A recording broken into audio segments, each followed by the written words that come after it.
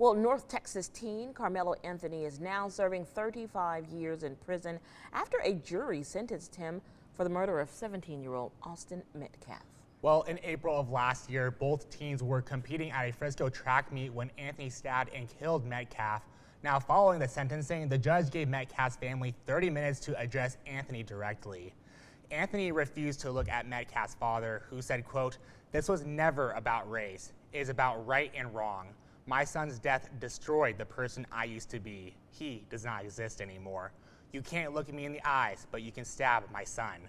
The father also said his home has been swatted 6 times, referring to the harassment the Metcalf family has faced from activists and others. Well, for the last year, hate, misinformation, and race have taken center stage in this case, and it all came to a boiling point in front of the courthouse yesterday. NBC's Ryan Chandler has a closer look. Emotions boiling over outside the courthouse. Protesters in each other's faces, some openly weeping. And for others, relief that justice was served. You think this is justice for Austin? I believe so.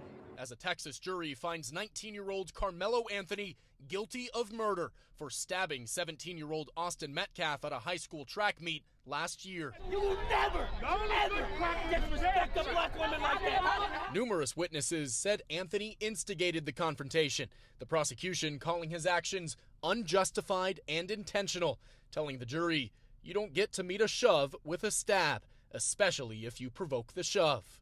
In closing arguments Tuesday, the defense again tried to portray Metcalf as the aggressor, that he made physical contact first, and Anthony defended himself in a split second of chaos. What was it like?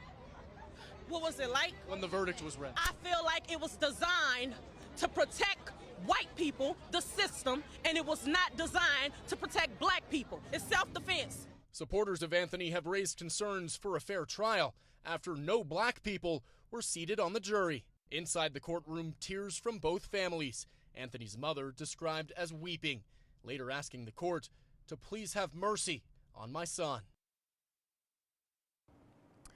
Well, the Collin County Sheriff's Department has confirmed that deputies arrested 2 people outside the courthouse, one for public intoxication and the other for unlawfully carrying a weapon.